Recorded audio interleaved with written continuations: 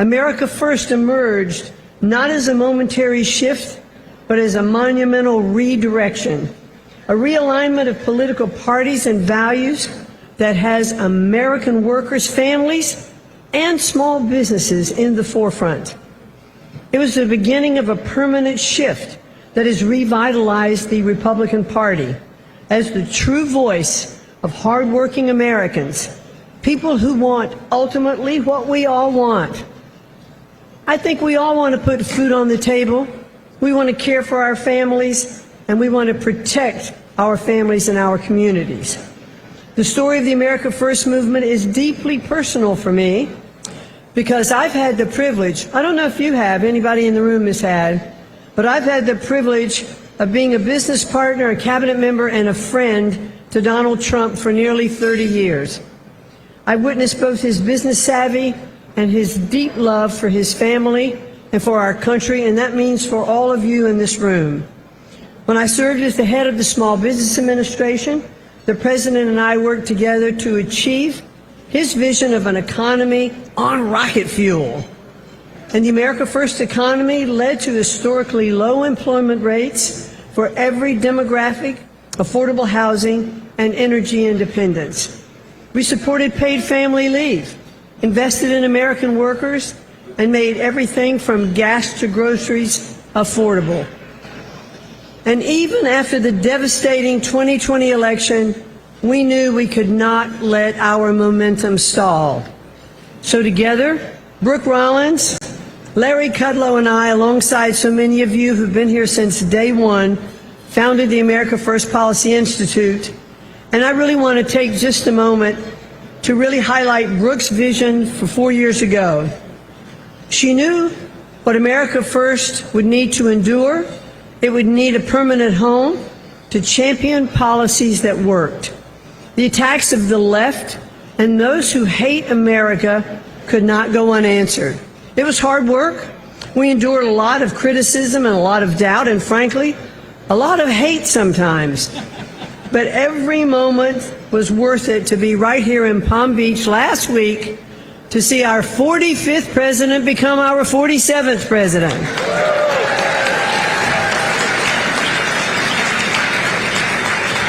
And even as we celebrate the most incredible political comeback of all time, the stakes are still high. For too long, the political elite and entrenched bureaucrats have ignored the voices of the American people. We have witnessed administrations and policies that are more committed to appeasing special interests than protecting the American workers. The fight to save America from the brink of chaos begins anew today. We will finally again have a president who loves this country deeply. We have a new chief of staff, Susie Wiles, who is not only a powerhouse, but will be the first female chief of staff in history. And we have a mandate, yes. And we have a mandate from nearly 75 million people who voted in this country, who voted to put America first again.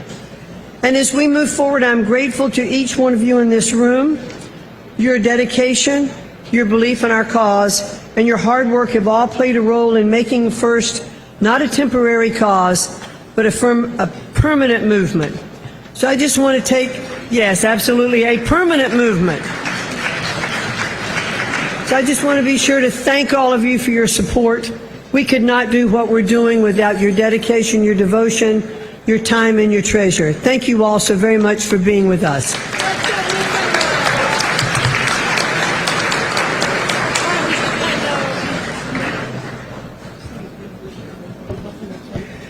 I'm just here to say thank you.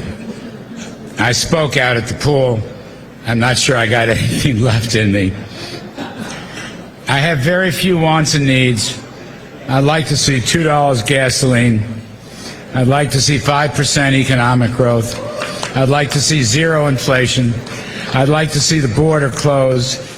I'd like to deport all of the criminals and the terrorists and the lawbreakers. I'd like to put Iran back in its box. I'd like to teach Vladimir Putin how to behave. And I'd like to tell China don't be so fast on the trigger. So I don't ask for much. Those are simple things. I will say this, with Linda McMahon and Brookie Rollins, we've come a long way in 4 years, and thank you for helping us. This is, I think, the biggest crowd by far that we've had. Rumor has it that some of you actually donated money, which is a wonderful thing. I would encourage that kind of thinking down the road. And I will say one last thing. With Donald Trump's landslide victory, November 5th, we got our country back. We got our country back. And thank you. And the president will be here in a few moments, and that's much more important. But I truly believe that this whole election, what led up to it and what will follow, was literally providential. This was God's overlooking us, and I don't want to ever forget that, because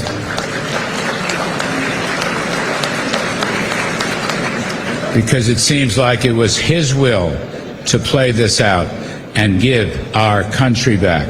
So I thank you, and I hope you stay with us.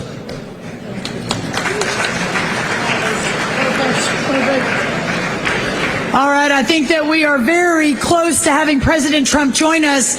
We've got a lot of amazing people in the room, but did anyone hear that Rocky Balboa, Sly Stallone, may be in the room? It's very exciting. We're going to get to hear from him too. But before we invite Mr. Stallone up, who will be introducing our president, another great leader in the America First movement that lit a fire, especially among our youth, our people in this country that may never have given us a look, and that is the one and the only Vivek Ramaswamy. Please help me give him a big round of applause. It's good to be here. Last time I was in this room was a little over a week ago when they called North Carolina, and things went a little wild here, but I will tell you, not only did we win North Carolina, now America is back, and we are ready for business. And I will tell you, it is a special time to be in this country. I want to recognize Brooke Rollins and Linda and the America First Policy Institute. Thank you all for supporting the work of the next 250 years in this country. We're just getting started. And the thing I remember about last week is when Donald Trump was in this room, everybody else was celebrating. He was stone cold ready for the next step, because last Tuesday was not the destination, it was the start line for the revival of this country. The cabinet picks this week, you know what? Donald Trump wasn't afraid in putting Tom Homan and Kristi Noem in charge of the mass deportations of millions of illegals for this country. But I also want to thank him for making sure that Elon Musk and I are in a position to start the mass deportations of millions of unelected federal bureaucrats out of the D.C. bureaucracy. That, too, is how we're going to save this country.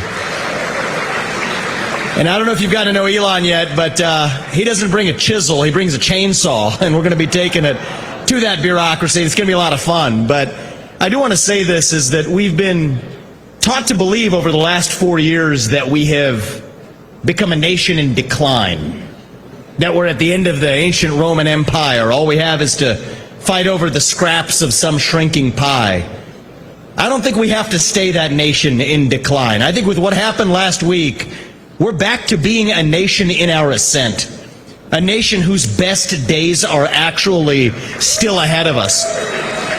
I couldn't tell you last year that it was morning in America. It's not. It's not yet, but on January 20th, it is going to be morning in America, the start of a new dawn, the start of a country where our kids are going to grow up and we're going to tell them and mean it that you get ahead in the United States again with your own hard work and commitment and dedication, that you're free to speak your mind at every step of the way, that the best person gets the job regardless of their skin color. I think most of us agree on it. The next 4 years, it's just the beginning. It's not the end of the chapter, it's the beginning. And I think the work that's going on here at AFBI sets the course not just for the next 4 years, but for the next 250. And so what I will say is when we send Donald J. Trump back to the White House on January 20th, That is just the beginning of our best days as a nation, still yet ahead of us. Thank you all for supporting the mission here. Thank you all for your love of this country. Do not stop fighting until we get this job done. And 4 years from now, we're going to say not make America great again, but keep making America greater. Thank you all. God bless you and your families. Let's enjoy the celebration, and may our best days be ahead. Thank you. Congratulations, Brooke. Thank you. All right, we have a special guest from down south. Normally that means my home state of Texas, but it actually means Argentina. Please help me welcome for a really quick comment and welcome the president of Argentina, who we know has been inspired by our president, the amazing Javier Milei. Please.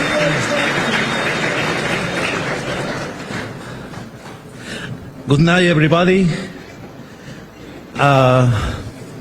I'm very grateful for staying here. I am feeling blessing. I will do my speech in Spanish, but I have a very big and very good interpreter. And then, sorry, but I will speak in Spanish.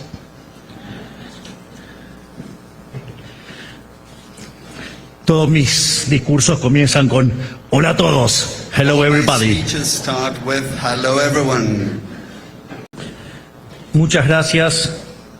Gracias por hacerme parte de este evento tan importante y por permitirme hablar aquí entre ustedes que son unos verdaderos gigantes. Thank you. Thank you for allowing me to be part of this major event and for giving me the opportunity to speak here among all of you, you who are true giants. Quiero comenzar primero felicitando al presidente electo Donald Trump por su contundente victoria. First, I would like to begin by congratulating President-elect Donald Trump on his resounding victory.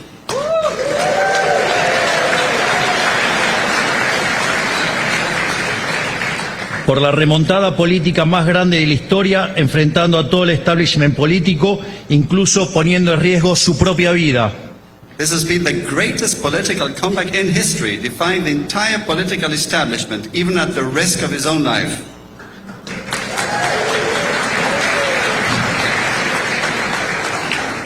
Y gracias a ello, hoy el mundo es un mundo mucho mejor, porque hoy soplan vientos de libertad, soplan muchísimo más fuerte. And thanks to this, today the world is a much better place. Today the winds of freedom are blowing much stronger.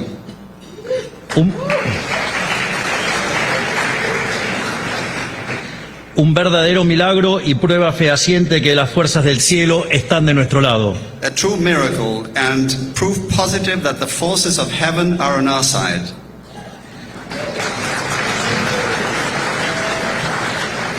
En 1848, Marx comenzó aquel panfleto siniestro que fue su manifiesto comunista, diciendo que un fantasma recorría Europa, el fantasma del comunismo. In 1848, Marx began that sinister pamphlet, his Communist Manifesto, with the phrase, "A spectre is haunting Europe, the spectre of communism." Hoy, un fantasma distinto recorre el mundo, el fantasma de la libertad. Today, a different type of spirit is traversing the world, the spirit of freedom. Un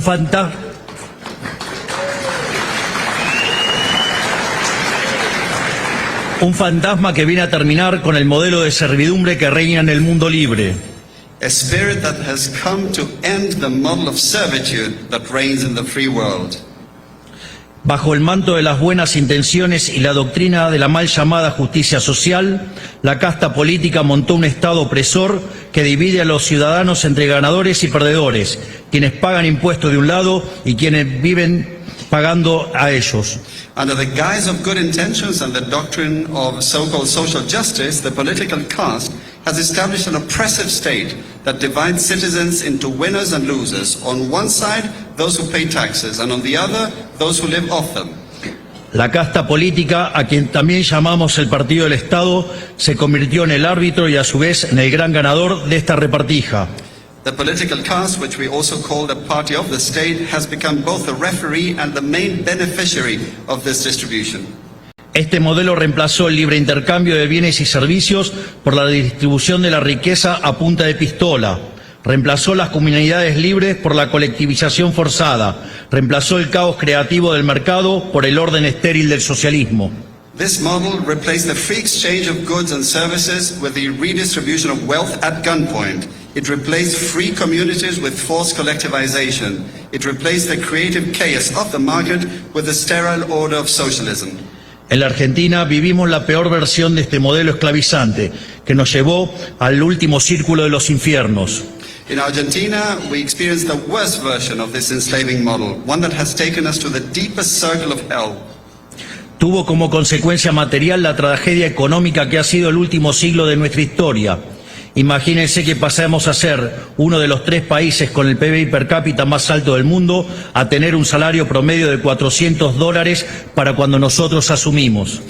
The material consequences have been the economic tragedy that has been the past century of our history. Just imagine, we went from being one of the top 3 countries with the world's highest per capita GDP to having an average salary of $400 a month when we first took office. Y como si eso fuera poco, esto también ha causado estragos en el espíritu humano de nuestros ciudadanos. Valores esenciales como el mérito, la ambición, la innovación y el optimismo han sido reemplazados por la envidia, el resentimiento, el nihilismo y la indolencia. And as if that weren't enough, this model has also wreaked havoc on the human spirit of our citizens. Essential values like merit, ambition, innovation and optimism have been replaced with envy, resentment, nihilism and indolence. Pero al final del camino, el modelo se cayó a pedazos por su propio peso. Imagínense que un libertario llegue a la presidencia, no ocurre en condiciones normales de presión y temperatura.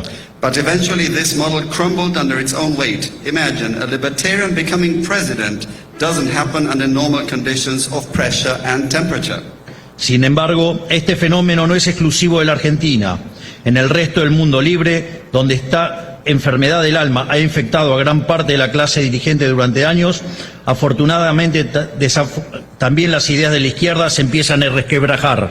However, this phenomenon is not exclusive to Argentina. In the rest of the free world, where the sickness of the soul has infected much of the ruling class for years, fortunately, the ideas of the left are also starting to crack.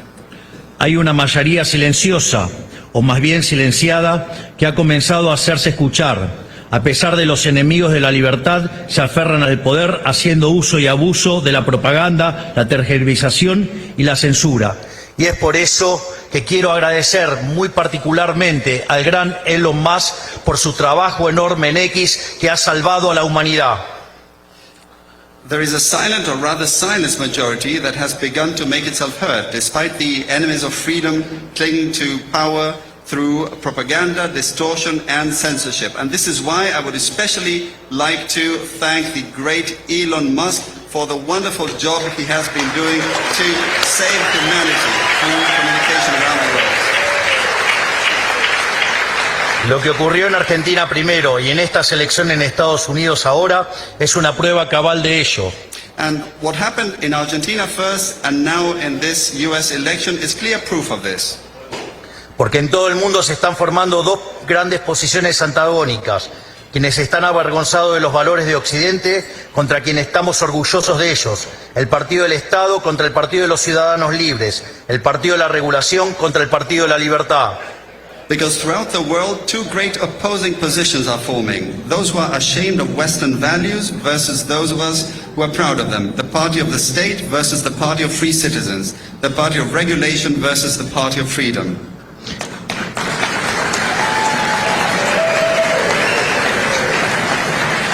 Estoy muy feliz de compartir con la nueva administración de los Estados Unidos el mismo amor por la libertad y estoy convencido de que juntos volveremos a darle el lugar que se merece. I am exhilarated to be able to share with the new United States administration the same love for freedom, and I'm convinced that together we will restore it to the place it deserves.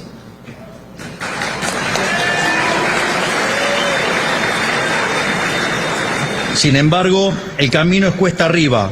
Poco a poco el antiguo régimen se derrumba por su propio peso, pero el nuevo mundo tarda aún en nacer. However, the road ahead is steep. Slowly but surely the old regime is collapsing under its own weight, but the new world is still taking its time to be born. porque la casta política, el establishment, el pantano o como quieran llamarlo, controlan la mayoría de los medios, las cátedras universitarias, la burocracia estatal, los sindicatos, las organizaciones sociales, las organizaciones supranacionales y también muchas fundaciones, eso que los marxistas llamaban superestructura y que para nosotros es una catedral de la miseria material y espiritual. Because the political caste, the establishment, the swamp, or whatever you want to call it, controls the majority of the media, university chairs, state bureaucracy, unions, social organizations, supranational institutions, and also a whole lot of foundations. What Marxists would call a superstructure, to us is a cathedral of material and spiritual misery. A través de ella la izquierda ha logrado instalar sus ideas yendo contra toda noción de sentido común e incluso contra la propia naturaleza humana. Through that, the left has managed to implant its ideas, going against all notions of common sense and even against human nature itself.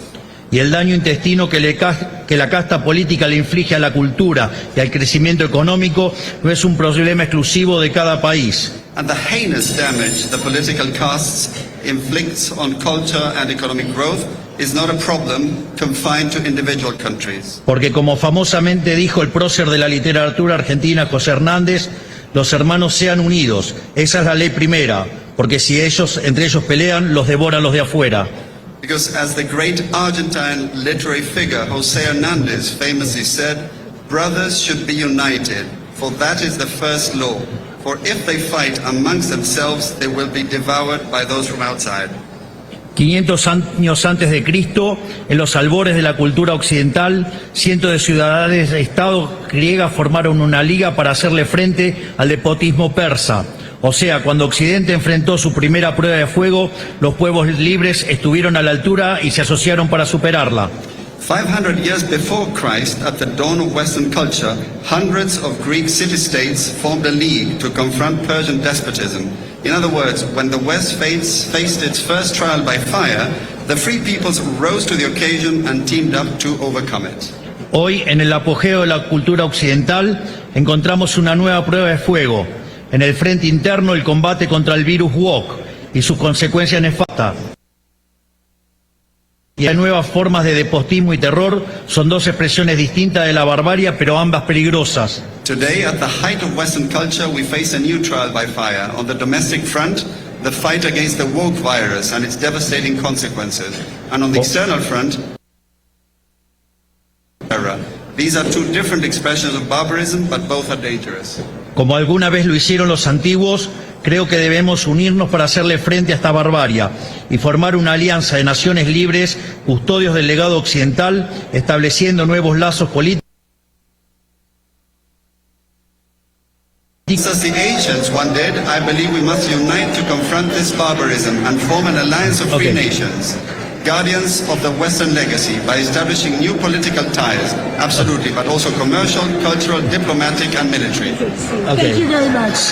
Yeah, well, thank you. In other words, everybody, let freedom ring across the world today, tomorrow, and forever. Please help me welcome the incredible Rocky Sylvester Sly Stallone with a very, very special introduction. Hello, everyone. Boy, I need Spanish lessons, no question about it. Proud to be here. I didn't expect this, but I'll just keep it short and sweet because there's no such a thing as a speech too short. When I did Rocky, if you remember, the first image was a picture of Jesus, and it says Resurrection AC Club. I found a church that had been converted to a boxing ring. So the image pans down from Jesus onto Rocky being hit. And at that moment, he was a chosen person, and that's how I began the journey. Something was going to happen. This man was going to go through a metamorphosis and change lives, just like President Trump.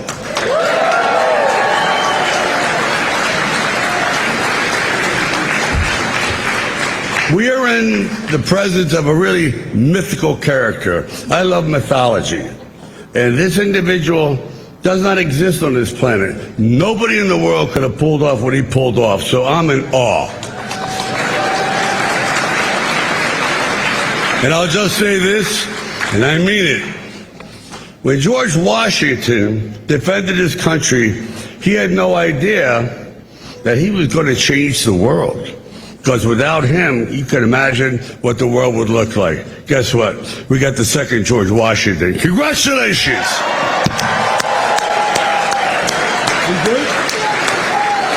But Thank you very much. Wow. Well, thank you, Sly. You know, Sly does not do that. He doesn't do that stuff. And he did a beautiful job, and I want to thank you and John Voight for being here. John, the great fight movies, I think Sly has a lot of them, and John has The Champ. What a movie that was, right?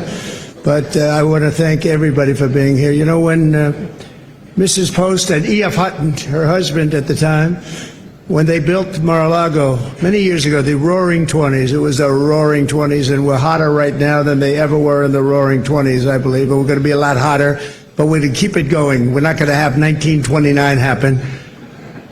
Although, if it would have continued the way it was, it might not have been too good. But when they built it, nobody knew what was going on. Nobody knew opulence. Nobody knew real luxury. Nobody knew poverty. They didn't know anything, and they learned a hard lesson. In 1929, they learned a very, very hard lesson, and we're going to turn our country around. We're going to make it so great, so strong, so powerful. We're going to bring it all back. I want to thank some people that have been so instrumental in doing such a great job in terms of not only policy, but people, and people love them. Brooke Rollins, who put this on with Linda McMahon. Linda has been a great friend of mine for a long time, right, Linda? I want to thank you very much. And the America First Policy Institute, what a job they've done.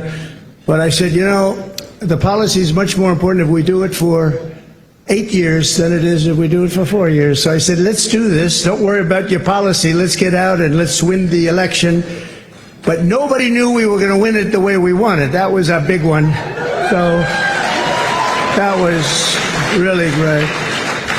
And Javier, I'd like to congratulate you on the job you've done for Argentina. Your speech was beautiful, but the job you've done is incredible. Make Argentina great again. You know, MAGA. He's a MAGA person.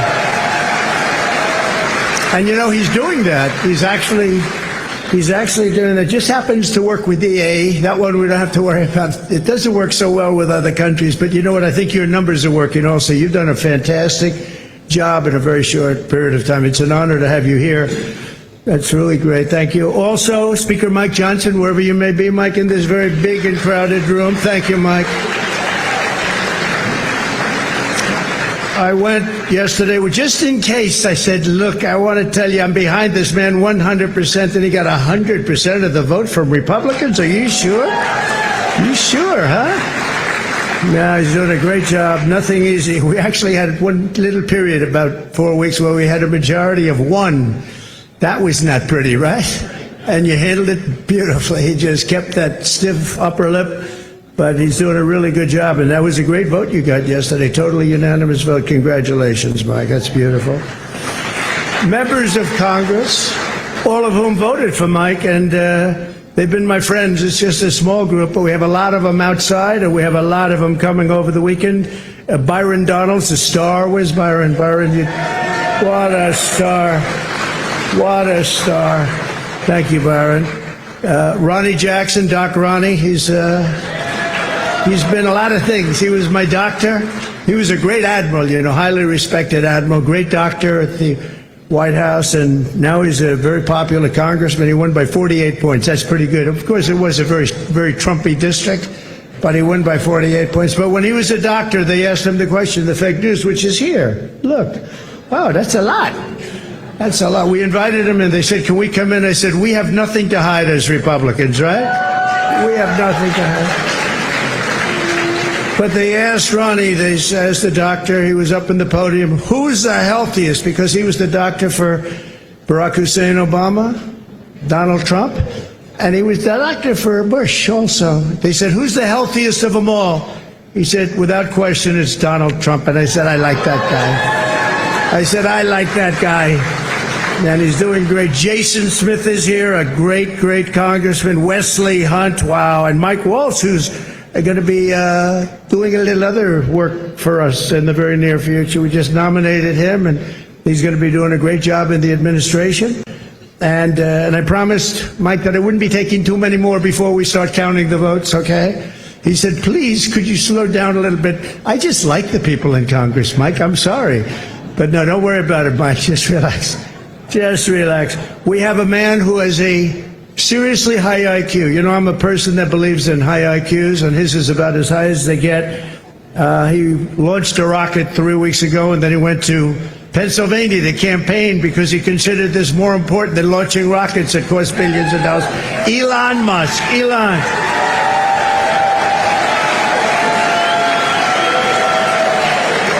What a job. What a job he does. He's a great, and he happens to be a really good guy. You know, he likes this place. I can't get him out of here. He just likes this place. And you know what? I like having him here, too. He's good. He's done a fantastic job. Really an incredible mind, and he's an unbelievable entrepreneur, sort of everything. I'm asking him, what do you do best? And we were not able to figure it out, but it's a lot of things.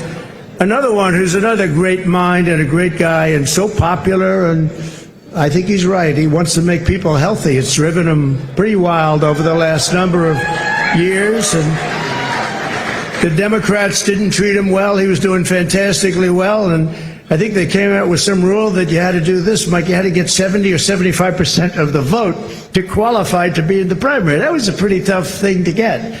And he was doing incredibly well, and he decided he can't do it, went independent. Now he's with us all the way. And today I nominated him for, I guess, if you like health and if you like people that live a long time, it's the most important position, RFK Jr. Bobby?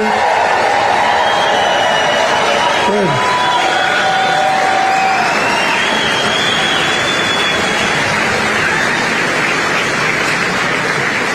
And I just looked at the news reports. People like you, Bobby. Don't get too popular, Bobby. Oh, you know, you've reached about the level. Now, we want you to come up with things and ideas and what you've been talking about for a long time. And I think you're going to do some unbelievable thing. Nobody's going to be able to do it like you. And boy, does he feel it in his heart. So congratulations also to your family. And a woman who was a Democrat and was independent, she went independent, and last week she said, I want to be a Republican because this is what I stand for. And I've always admired her, and I've admired her because she was loaded up with common sense. And it's all about common sense. I mean, we're conservative in this room, but we can understand the other side. But what we really are is people with common sense. And I think that's why we won with the numbers that we won by. Tulsi Gabbard. Thank you, Tulsi. Great common sense. And you have Vivek Ramaswamy. It's taken people a long time, and now that name is emblazoned into their brain. But Vivek, wherever you may be, where are you, Vivek? Thank you, Vivek. Good. He's working with Elon on efficiency. They're working on efficiency, among other things, and they're going to be saving a lot of money and making our country stronger and better. And they'll be coming out with individual reports, but a big one toward the end. And you put those two together, it's going to be really great. So we look forward to seeing it, working with Elon, and that'll be a great experience. You're going to learn something from Elon, I think, right? It's going to be great. Thank you very much, Vivek. And great job. What you've done is fantastic. And somebody that I've admired for a long time, but I've really gotten to know him in my political life, but especially I think over the last year, more than maybe ever before, maybe more than even than the first 4 years, because we had a tremendous success to my first term, and then bad things happened, and we had to wait. I couldn't wait. I was saying, they're not going to do it. They're not going to help us. They're not going to save this country. And it really dawned on me about 10 days out. I said, wait a minute, with 10 days, I waited 4 years, 3 years, 2 years. All of a sudden, it's 10 days, and then every day seems so long. But I knew by the crowds we were getting it was going to be really something. And Newt Gingrich got up, and he said, this is a very special thing that's happening, because nobody has ever had crowds, and they just wanted hope. They wanted something. They just didn't want what they had. And nobody expressed it more beautifully than Newt Gingrich. And thank you, Newt, very much. It was really beautiful. And Callista, thank you very much. Thank you, Callista. But the American people have just delivered really something very, very amazing. The biggest political victory in 129 years. Can you believe that, Newt? 120. They said the most consequential election. I love that word. It's a beautiful word. Most consequential election in the last 129 years. Wow, that's something. So we swept all swing states. We won the popular vote. Oh, I love that. You know, in the last one, in my first term, they said he won the election, but they always followed by he didn't win the popular vote. That's what they say. I don't even know is it true or not. Who knows? But they would say he didn't win the popular vote, and we won the popular vote by records now. Nobody can say that anymore about us. Nobody can say that because we won the popular vote. And I didn't win it. The people won it. The great people of our country won the popular vote, and that's what they wanted. And this was something really special. Won the White House, recaptured the Senate, and now, as of today, recaptured the House. Thank you very much, Congressman.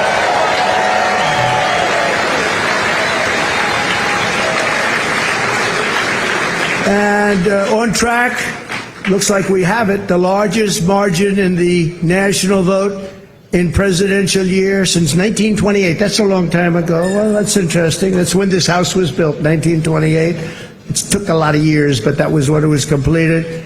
And something that I just read here, and I saw from one of our friends from the news, from the media, we won, I didn't know this, we won 49 out of 50 states, shifted toward the GOP significantly. That's a big number. So we won the largest share of black and Hispanic votes of any Republican in the history of our country, recorded history of our country. So we won, think of that. We won the largest share of black and Hispanic voters. That's so incredible. They're unbelievable people. We respect them. We admire them. They've been through a lot, and they like us. And it wasn't easy. It wasn't easy. But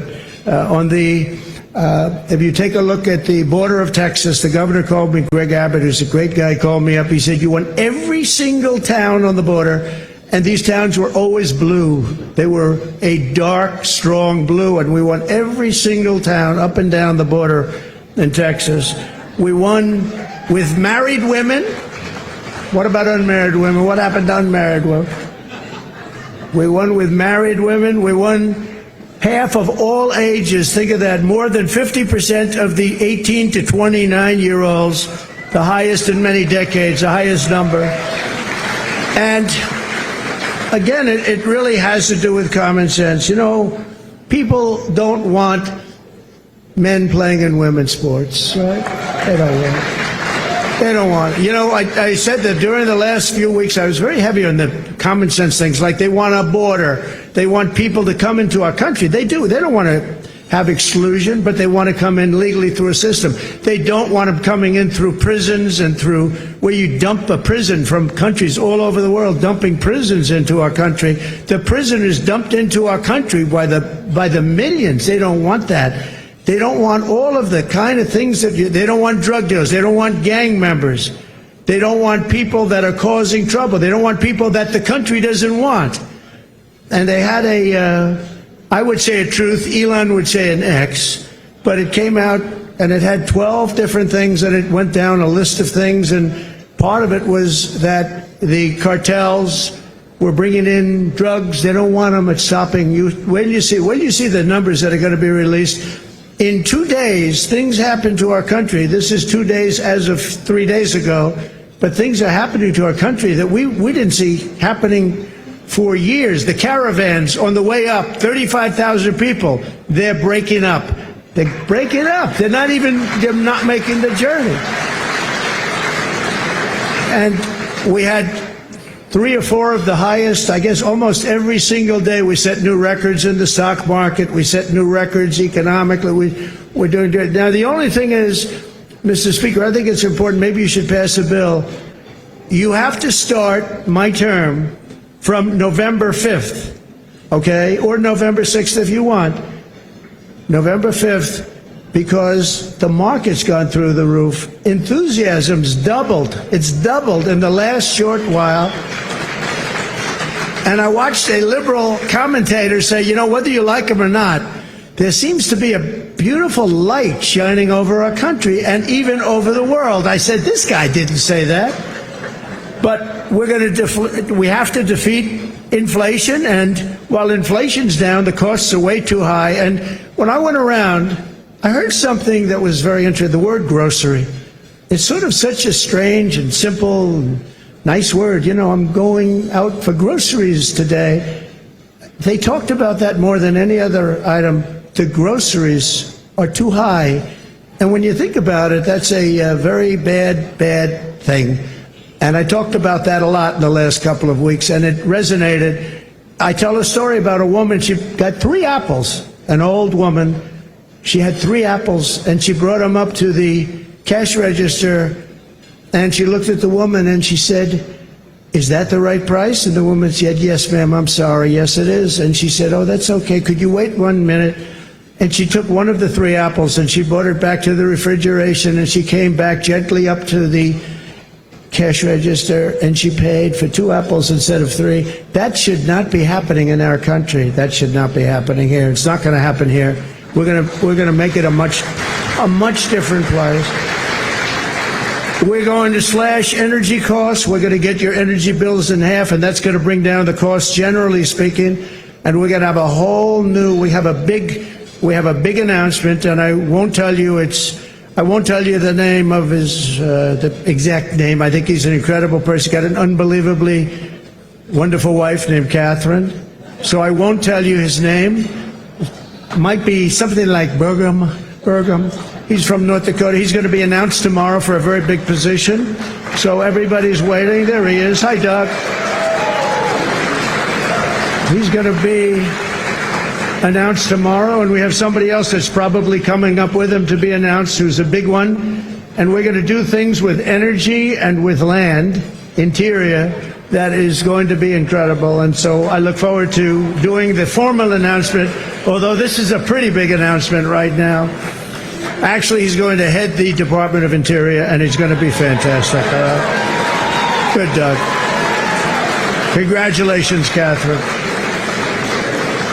But we'll make the formal announcement tomorrow.